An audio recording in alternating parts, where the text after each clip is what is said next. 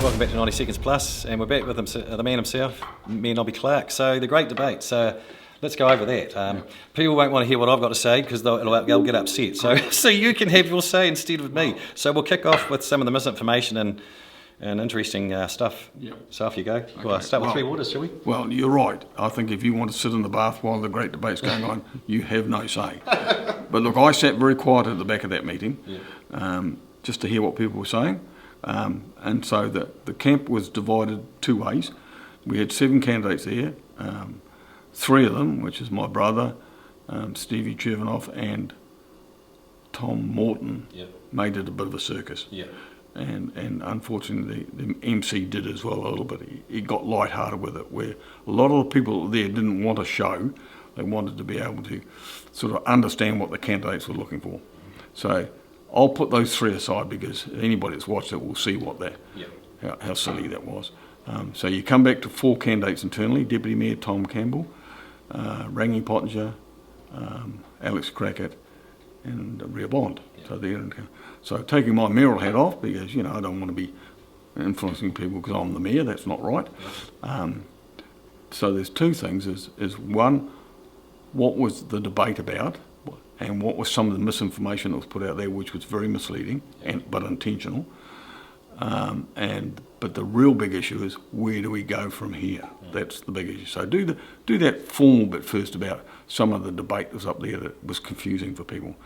You heard Councillor Pottenger and Bond both say about the wastewater and Bluff, and Tom was quite right when he spoke to that, because I've done the same thing as well. We were advised by central government to not commit to any wastewater discharge, which is our treated wastewater. What do we do with it? Until we knew where the land lied, because they're changing the regulations.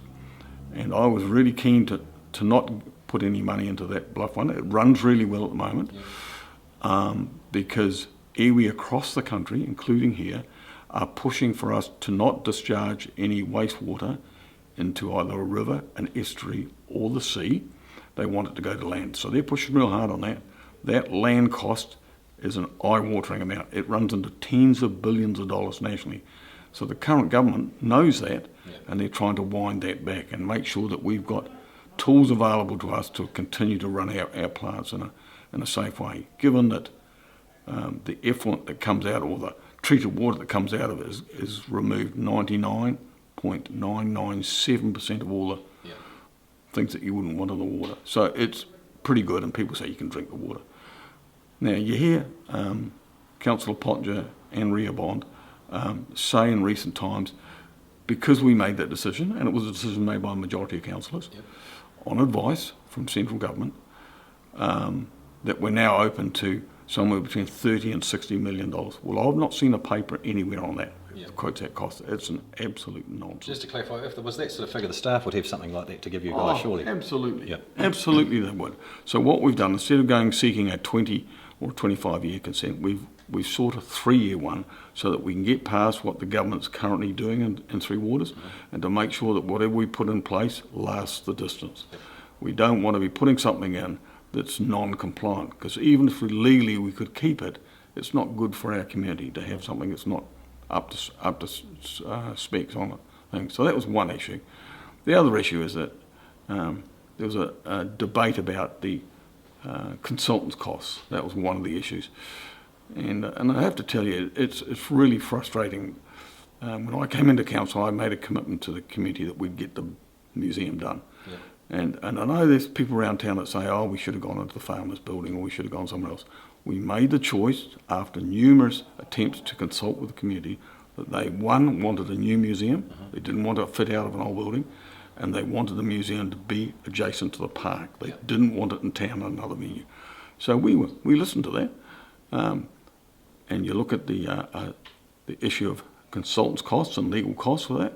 Well, it's a very complex build, because there's 3 parts to it: the storage out at Tisbury, the main museum, and then the tuatarium in the park itself. So we spent about $300,000 on consultants and lawyers. That's 1/3 of 1% of the overall cost of the project. It is just a drop in the ocean. Now, one of my colleagues, again, he openly says that he's run off to the Auditor General to make a formal complaint about that. that's his right to do that. But when we were talking about Bluff, which he's very passionate about the wastewater down there, the cost down there was 800,000 and about to top out at 1.1 million for the consultants. So that's what we paid the consultants to give us advice, which we in turn didn't accept. So it's a bit ironic that you do that sort of thing. So there's a lot of misinformation around. I mean, and I think the big picture is, what have we got in the last 3 to 5 years in the city, and what are we looking forward to? So very quickly, what we've got in the inner city for the last 5 years, we've got the mall, ICL, we've got the upgrade of Don and Esk in particular, we've got Jeff's new hotel, which is not our doing, but it's a credit that he's investing.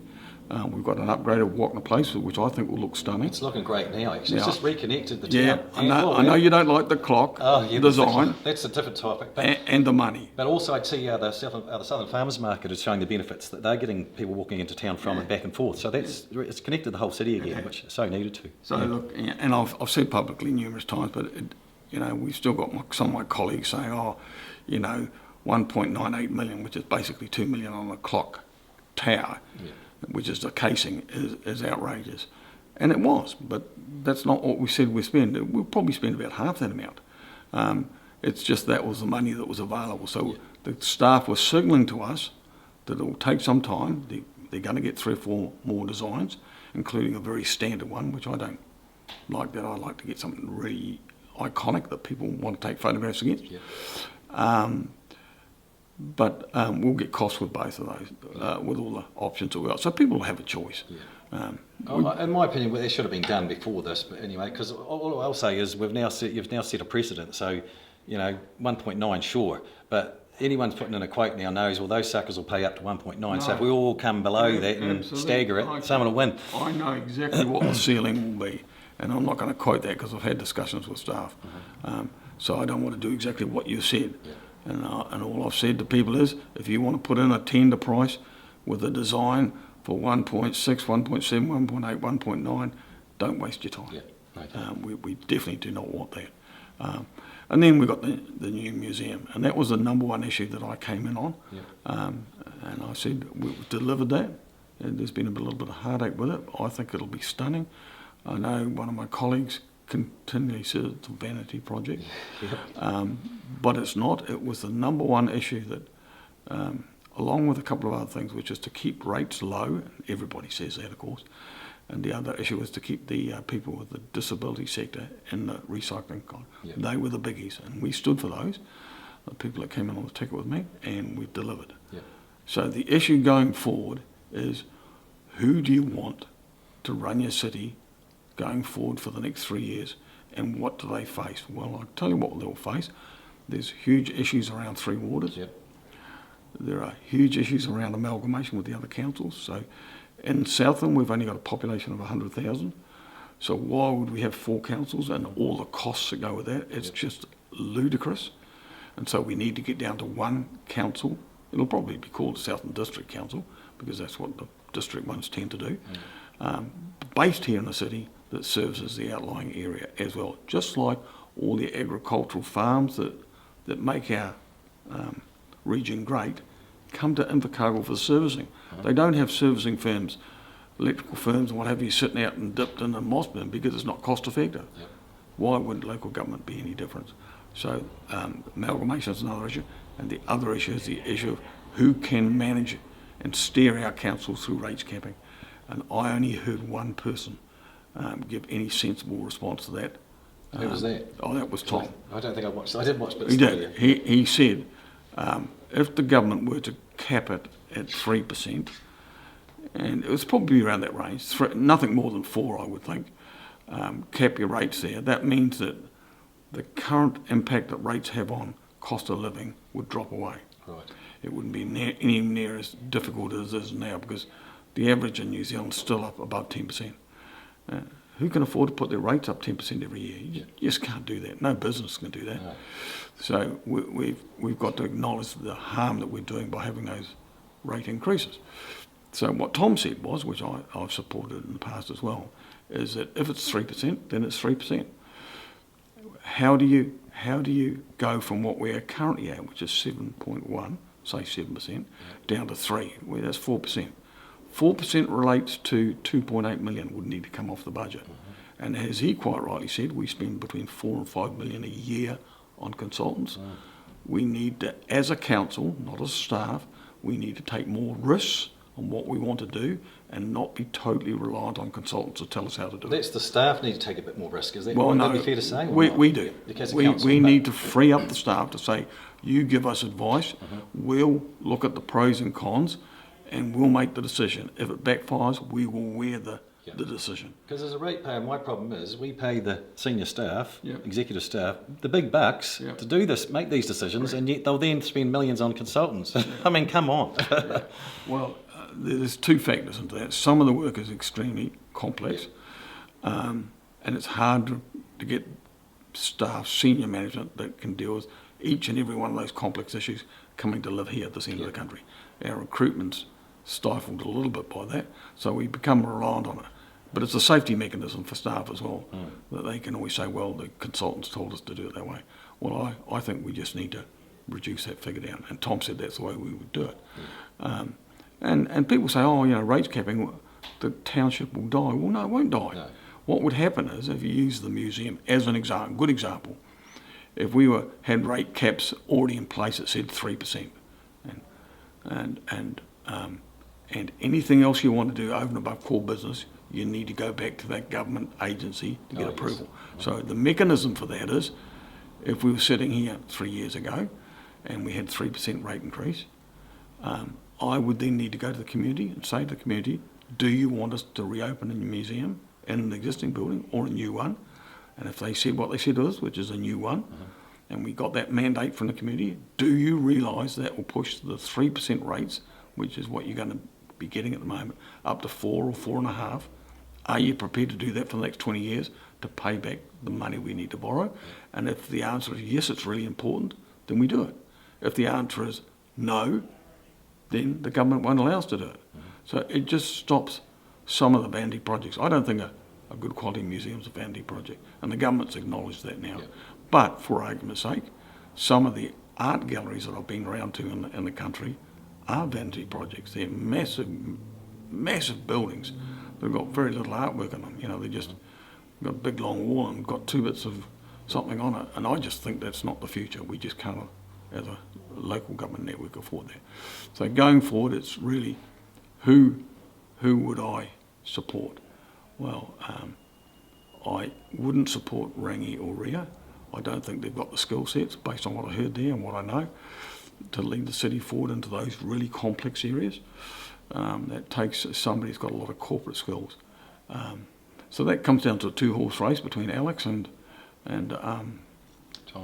Tom. I think Tom's by far the superior candidate. Having said that, I think Alex has a place, as Tom suggested, and it caused a bit of unease in the debate when he said it, but I think he was being honest, that Alex has a future in local government, certainly in this city, going forward, and she may very well be a future mayor or deputy mayor, but at the moment she needs more experience in the running of business, because just being a councillor for 9 years or 15 years doesn't make you mayoral things. And I look at myself and I think, well, what have I done right and wrong? And we won't go into what I've done wrong. But if we go into what I've done right, and that's been prepared to lead debates on really controversial areas, 3 waters, amalgamation, iwi representation on council, these are all difficult areas. Unless you've got somebody who's prepared to lead the debate, even though the end result may not be what you want, you never challenge those key issues, and those things are heading down the track towards us. And I thought I didn't find out a lot of new stuff, and I had people afterwards that were walking out saying, well, that was funny or it was hilarious and it was a bit of a joke, but I didn't actually get any quality information about what those people were bringing to the table. I knew when we saw the number of candidates standing and some of them that were standing, as you mentioned earlier, it was going to be a bit of a circus, and this is like, I'm not going, I'll watch it later. Well, you think we're bad sometimes. I mean, we had, if you exclude the one that's didn't attend. Yeah. We've got 9 candidates. Oh, what? Eight candidates. Was 8. Yeah. Was 8. No, 7. 7 were 7 there. were there, but 8. Yeah. 8 yeah. So we had 7 candidates standing there. Dunedin has 16 candidates, Yeah. and they've got 14 councillors, which is 2 more than us, Oh, yeah. and they've got 55 nominations. Oh, wow. So it opens up a can of worms, and they've got some tickets in Dunedin as well. Yeah. So while we sometimes think that we're divided, I guess, in Dunedin they've got 3 factions within council, each with about 5 councillors in it. Yeah. So really, really hard to get a majority in our council. We've got a bit of a split. If you watch the voting over and over again, you'll see there's a sort of one side of the table versus the other side of the table type stuff, and you can see probably 3 of the candidates sitting on one side of the table, Yeah. often opposed to some of the stuff we do, not always. And that's healthy in the democracy, but you don't want that opposition view to be the majority, because if you do, you get nothing done. Yeah. And if you go back 2 terms from the last term, when Tim was here, what did we actually do in the city? Yeah. We did nothing. And what people forget is that, and you've heard some of the candidates the other day going on about the cost of the museum. Well, the cost of the museum is pretty high, but it will be internationally outstanding. People will come here to see our museum, which is a good thing. It makes people feel good. But did I wave a magic wand and do a whole lot more borrowing? No, we didn't. When I came into council, I had the numbers to be able to cancel 2 major projects. So one was to upgrade of the CAB building that we currently occupy, and the other one was to do Kelvin and up Eyre Street past our building as a street upgrade. That's right. Now, with hindsight, wasn't it great that I cancelled that street one? Totally, because H&J's closed. H&J's closed, and we've moved out, Yep. so you'd just be doing it up past car parks. For nothing, yeah. So we did that. And the other part of the debate that came out that needs clarification is there was some chatter along the other candidates other than Tom, internal candidates, about our level of debt. And so people need to understand the actual impact of that. So they are right, our borrowing is about 173 million. Right, yeah.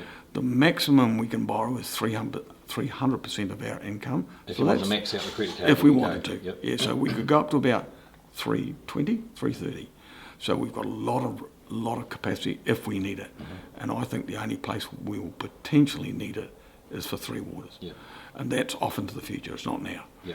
Can you just go back to that figure, 173, because Yep. there's cash in the bank too, so Yeah. it sort of cancels a bit of that out. You're So, quite right. Yeah. So any economist and anybody that's worked in finance, and I'm one of them, and Tom's clearly another, and Grant's another in the banking world, will tell you it's not how much you've borrowed, it's what they call net debt, Yeah. which is different.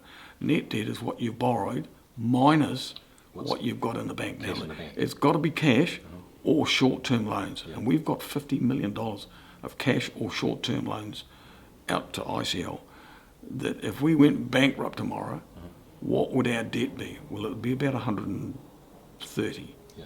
125, 130. So that's way down from the 170, and it just shows you a lack of understanding by some candidates. Or alternatively, they were playing scaremongering by saying, oh, we've got too much debt now, this is what it's costing us. Well, it's not costing us at all. We are one of the healthiest councils in the country, money-wise. If you listen to the news in the last week, the Prime Minister was throwing his arms up in glee and saying the international rating agency has now said New Zealand is AA+, That's right, yes. and we're in the top of the OECD for that, or very close to the top, so we're doing very well fiscally. Well, hello, Invercargill has had a AA+ rating for as long as I can remember. Yeah, yeah. So the guardians of our city have done very, very well. Yep. We've been very conservative. I'd have to say the best thing that the Guardians of the past did have was that they put all the power wires through town underground. Yeah. So it beautified our city. It makes it a lot nicer with that, all power poles and wires. Well, we've done a lot of work recently on 3 waters as well, and I know you've been a strong advocate for those lovely cones that you like around town. But that is really important to have the main trunk safe, because if you have a major breakdown or a leak somewhere, if it runs out to 100 or 200 houses, it's not the end of the world. You can service them with tankers. But if it's the main trunk that comes through town and it breaks, suddenly we've got 3/4 of the city with no water. Yeah. And we've only got about 2 or 3 days backed up. So That's Nobby's personal take on the great debate and what was discussed. Until next time, see you later.